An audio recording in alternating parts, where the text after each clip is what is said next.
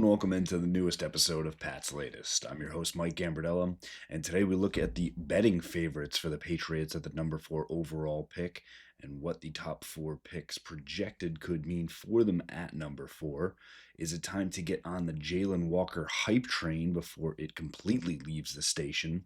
Mike Vrabel gives his first introductory remarks to the New England Patriots at voluntary practices, and finally the latest on Tyreek Hill.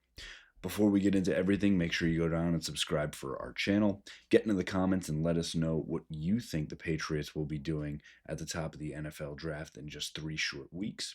And should Mike Vrabel be doing things differently, or does he have this team on the right path moving forward? We start with the betting favorites and starting to look at those lines, and it is actually LSU offensive tackle Will Campbell that is the betting favorite at plus 100. Not a huge surprise given the lack of options at left tackle for the Patriots, but it is a little on the nose. It's kind of saying, hey, this is who's the best tackle out there. And yes, we understand that there could be an argument made that Will Campbell is actually better served as potentially an all-pro guard at the next level.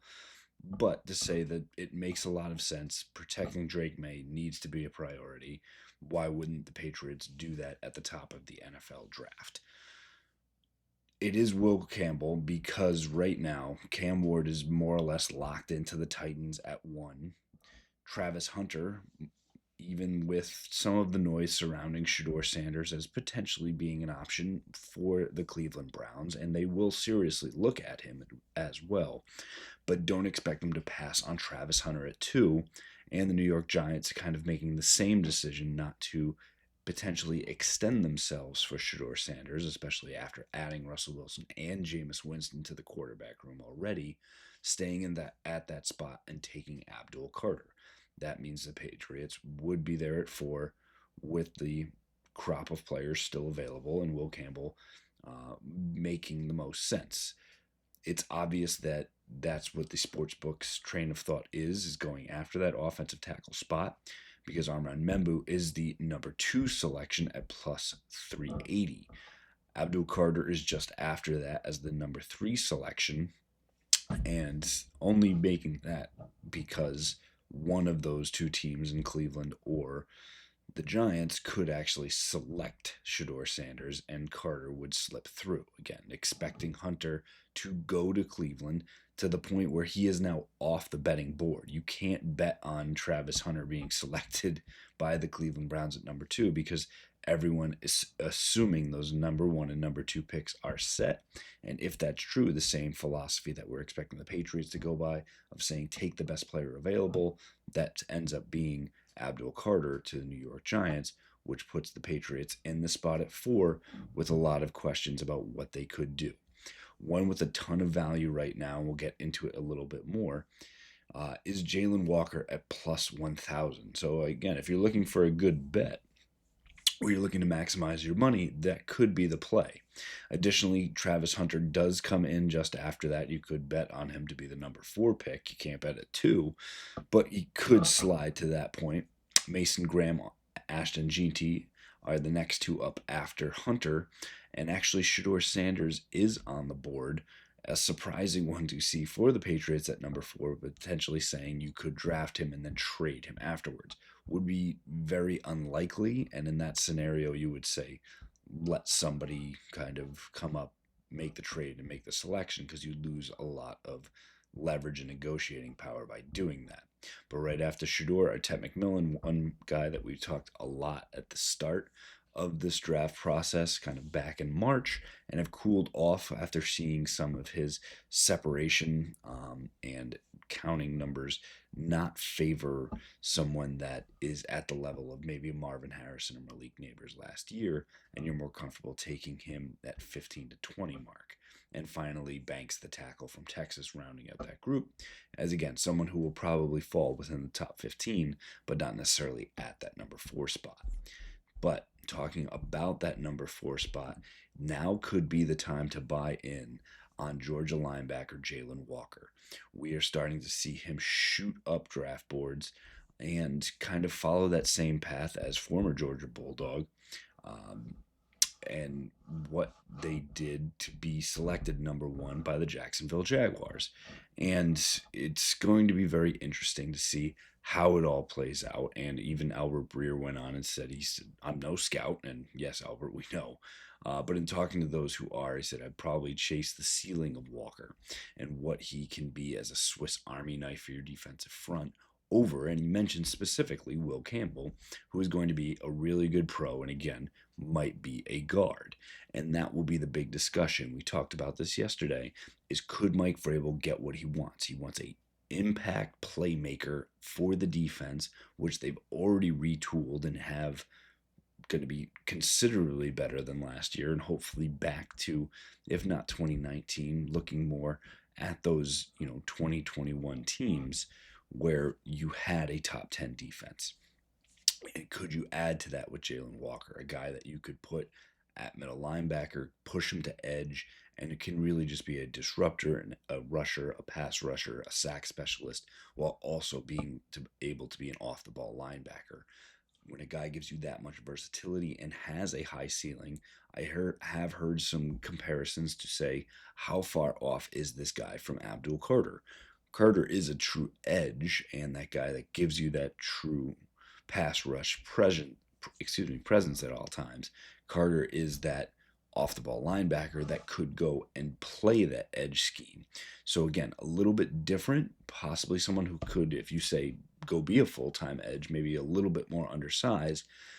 Carter has the further ceiling, but Jaylen Walker is not far behind. And again, should this hype train continue, you're starting to see if that betting favorite at plus 1,000 suddenly starts to look like a really good bet. And if the Patriots start to have more top 30 visits with a lot of these other offensive tackle and wide receivers further down the board, that could start to show their hand of they're looking at taking maybe one of the best defensive players available in the draft and then filling the wide receiver and tackle spots either by trading back up into the first round, later in the second, or potentially the third as well. As we talked about with this NFL draft, there's not a ton of impact players. There's not generational stars, maybe outside of Travis Hunter and Abdul Carter. But for the end of that first round, second, and potentially start of the third, you can find feasible starters within this draft. Maybe not the all-pro or, Pro Bowl level, but finding starters that could make an impact in those first three rounds could really behoove the Patriots. Something else that's behooving them is hearing from Mike Vrabel. And after hearing his initial speech to the team yesterday, it can have you ready that quote-unquote run through a brick wall. And Mike Vrabel kind of put some hallmarks together for his team, leading that it's all about, one, respect. Simple things like not wearing hoods in meetings, rolling those back, and kind of having that presence and understanding of what's important as it's going on. Also ask the team to be on time and understanding that sometimes that doesn't happen, and just communicate. You get a flat tire, I had to go to the doctor's office, whatever it is, communicate, let them know. And he was quick to say, hey, this happens 4 or 5 times, it becomes an issue, but communicate, be an upstanding citizen and do the things that will help your teams. Additionally, he said, leave the phone in the bag. Don't want you checking it, hearing it ring. Keep it out of the locker room, of the weight room. Keep it in your bag, keep it in your locker, keep it out of the meeting rooms, and keep the focus on football. Additionally, we went on to talk about building a program that you want to be a part of, that you want to protect because they will have such buy-in, and something that they can be proud of. It's clear that Vrabel and specifically Robert Kraft want to get back to the days of old, which sadly now you're talking about 7 years ago when they were last having success. And that played right into Mike Vrabel's program goals, which led first out with win the division, which is saying a lot when you have the Buffalo Bills in front of you. That's going to be a lofty goal because of that. Not to say that it's impossible. I would say it's highly unlikely for this year. I would probably say a better goal is to make the playoffs, but by doing this, Mike Vrabel shoots high for his team. It assumes that you will make the playoffs by winning the division and sets their sights on the Bills in year one. Finally, he talked about building their own identity, which will come from the buy-in that he's going to get from players and support staff and coaches alike. Additionally, he wants to make those players the best that they can be, both as an individual and a player, but additionally as a teammate, and how this unit and this culture are really going to fit together. Finally, he spoke about treating support staff members, people from, the wait staff to the comm staff to the kitchen, everyone treating them with respect, saying they're not your chauffeur, and he went so far as to say, you want to treat them with respect. He's like, you need to get, some steam off. You can MF me all day. I'm big boy. Love that from coach, and kind of saying, hey, you want it to be about football, and sometimes you drop your guard and you want to just need to let off that steam because you're passionate about what is going on, and you need that fight, that hunger, that desire to play football at this high level. To be able to do that, keep it with coach, not the support staff with everyone else. And I thought an impressive message from Mike Vrabel already on day one for the New England Patriots. Finally, looking at, unfortunately, a disturbing update from Tyreek Hill and the Miami Dolphins. He did have his latest domestic dispute. Not the first, and unfortunately will probably not be the last, because we continuously hear this from Tyreek's camp. Unfortunately, was a domestic dispute with his spouse. No charges were filed on Wednesday, and no arrests were made. It was reported that Tyreek was served divorce papers earlier in the week and had a reaction to that. Again, it's included because it is a AFC East rival and something that could impact the Dolphins here moving forward. But additionally, something that we talked about in the first few episodes here of Pat's Latest, as the Dolphins could look to actually move Tyreek Hill, as they have Jaylen Waddle, and could look to potentially add a wide receiver or two in this draft, or potentially even look at moving that identity to more run first with guys like Devin Achane and Jalen right now in the fold under Mike McDaniel.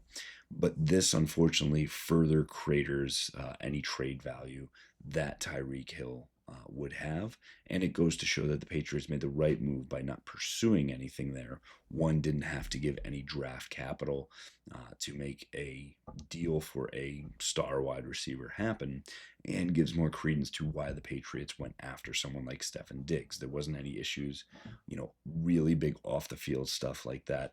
It was more, competitiveness in the locker room, maybe not getting on the same page with your teammates because of that competitiveness, that fire that Mike Vrabel just talked about with his team, of wanting to hear that. And unfortunately, you're going to get heightened and maybe say the wrong thing or use the expletive deleted. That is stuff you can live with in the locker room, as long as you keep it about football. When it goes off the field and is no longer about football, which unfortunately this situation is, it shows again that the Patriots have made the right move not to track this down or follow it up. And again, will be interesting to see how this impacts the success of the Dolphins next year, and could further make Mike Vrabel's goal, number one, of winning a division, a little bit easier in 2025.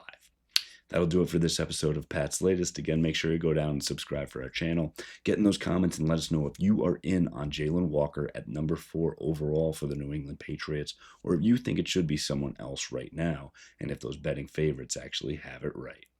We'll be back tomorrow with even more for you. Fight on, Foxborough.